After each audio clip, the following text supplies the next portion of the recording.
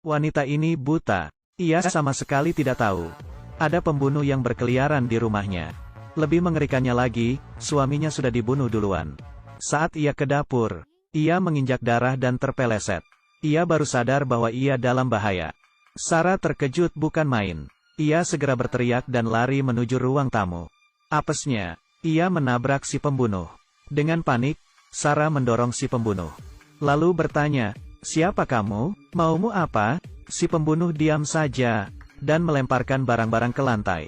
Ia mempermainkan Sarah yang buta. Sarah lari ke kamar dan mengunci pintunya. Ia mencoba lapor polisi. Si pembunuh di teras masuk dengan memecahkan kaca kamarnya. Ia menyergap Sarah. Ia terus mengancam Sarah, memaksanya mengaku di mana semua uang suaminya. Saat itu, telepon si pembunuh berdering. Sarah bergegas memakai baju, lalu memungut kameranya, dan menyembunyikannya. Saat si pembunuh mendekat, Sarah memperhatikan suara si pembunuh, lalu menghantamnya. Si pembunuh tersungkur di lantai. Sarah lari keluar. Si pembunuh mengejarnya. Sarah masuk ke ruang bawah tanah. Tidak ada jalan keluar lagi.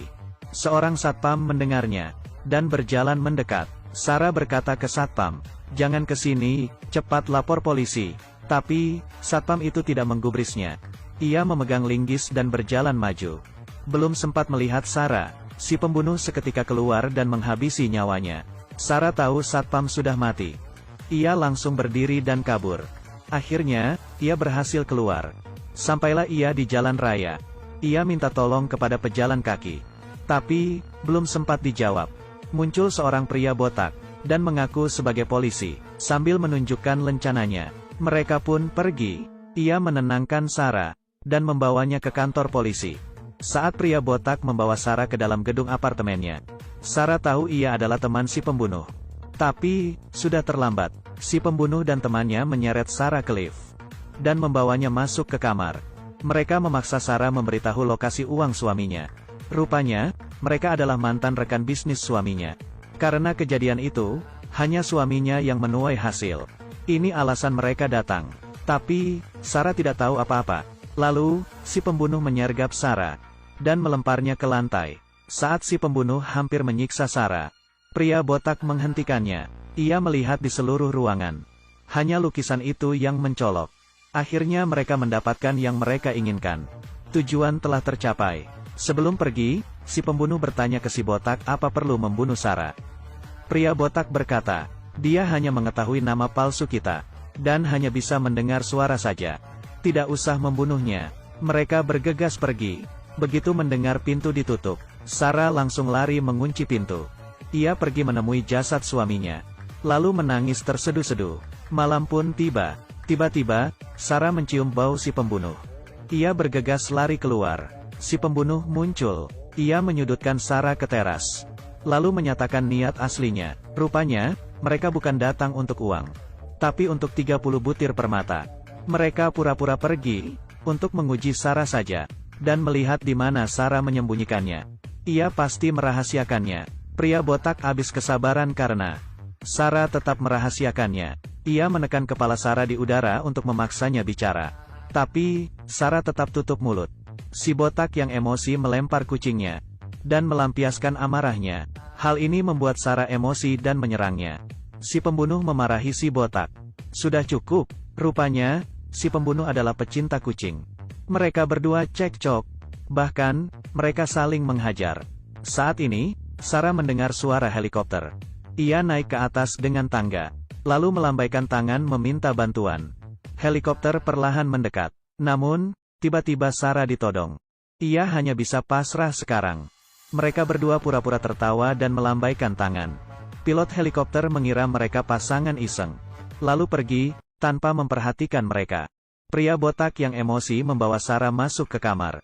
Mereka membaringkannya di meja. Si pembunuh menahannya. Pria botak menyumpal mulut dan hidung Sarah, lalu menyiramnya dengan air. Setiap kali Sarah kehabisan napas, si botak akan mengendurkan handuknya, lalu bertanya di mana permatanya. Karena disiksa berkali-kali, Sarah sangat menderita. Saat Sarah sudah tidak kuat lagi, bel pintu berbunyi. Rupanya, kakak Sarah yang hamil dan suaminya datang. Sarah memohon mereka untuk melepas kakaknya. Ia akan membujuk kakaknya pergi. Karena takut menambah masalah, kedua pembunuh ini setuju. Sambil ditodong pistol, Sarah membuka pintu. Saat melihat wajah Sarah pucat pasi, kakaknya bertanya ada apa. Sarah berkata dirinya sedang bertengkar dengan suaminya. Suami kakaknya tidak tahan, dan ingin menasehati suami Sarah. Saat si botak hampir menarik pelatuk, air ketuban kakaknya pecah. Ia harus segera ke rumah sakit. Saat Sarah melihat mereka pergi, Sarah berkata, "Aku akan menemuimu nanti." Sekembalinya ke kamar, si botak memaksa Sarah mengaku di mana permatanya, dan meminta temannya menambahkan es batu di araknya. Mendengar kata es batu, Sarah panik. Ia menggiring si botak berbincang di teras. Sarah berkata mungkin permatanya ada di teras. Karena tengah malam ia mendengar suaminya menggeser sesuatu di teras. Ia juga mengaku, tangan suaminya bau tanah. Mendengar hal itu, si botak segera beraksi. Ia membanting setiap pot yang ada. Sementara itu, si pembunuh yang sedang minum menemukan permata di es batunya. Ia segera menuang seluruh es batu ke wastafel dan mencairkannya dengan air. Ia ingin merebut semua permata. Sambil mengamati kondisi di luar, si botak tahu telah ditipu. Ia menarik Sarah dan berteriak. Kebetulan, ia melihat tingkah laku rekannya yang aneh. Setelah si pembunuh mengambil permata, menyusul ke teras seakan tidak tahu apa-apa. Rupanya, si botak lebih hebat. Akting si pembunuh yang sok santai sudah diketahui oleh si botak. Sebelum si pembunuh bertindak, si botak menembaknya. Si pembunuh terjatuh. Saat si botak mengambil permata itu, Sarah mengambil pisau dan menyerangnya, dan menusuk punggung si botak. Permata dan pistolnya jatuh. Si botak langsung menyergap Sarah. Sarah berpegang pada lampu dan jatuh. Kabel lampu lepas dan listrik korslet. Ruangan tiba-tiba gelap. Sarah meraba-raba, mengambil pisau di sebelah suaminya, lalu pelan-pelan berjalan ke arah pintu. Saat ia membuka pintu, ia dicekik oleh si botak. Sarah hampir terbunuh, tapi si pembunuh yang belum mati menerjang si botak. Sarah langsung lari ke teras. Tepat di pintu teras, Sarah menendang pistol si botak dan permatanya. Sementara itu, si pembunuh yang terluka akhirnya terbunuh. Setelah membunuh rekannya, si botak pergi ke teras. Ia melihat Sarah menodongkan pistol ke arahnya. Sarah mulai menembak, tapi tidak kena si botak. Sarah yang buta hanya bisa mendengar. Untuk menentukan lokasi si botak, Sarah mulai memancingnya untuk bicara. Tapi, si botak yang licik hanya diam saja. Di saat genting ini, tiba-tiba ada kembang api. Si botak memanfaatkan situasi lalu melempar batu untuk memancing Sarah. Untungnya Sarah tidak terpancing. Saat si botak menerjangnya, Sarah meletuskan tembakan ke pundak si botak. Lalu, ia mengangkat sekantung penuh permata dan bersiap untuk membuangnya. Si botak tak tahan lagi. Ia menerjang untuk mencegah Sarah. Sarah menembak lagi, tapi tidak mengenai bagian vital. Si botak mencekik Sarah. Saat bergulat, Sarah mencari waktu yang tepat dan menembak leher si botak, lalu memutar badannya dan mendorongnya sekuat tenaga.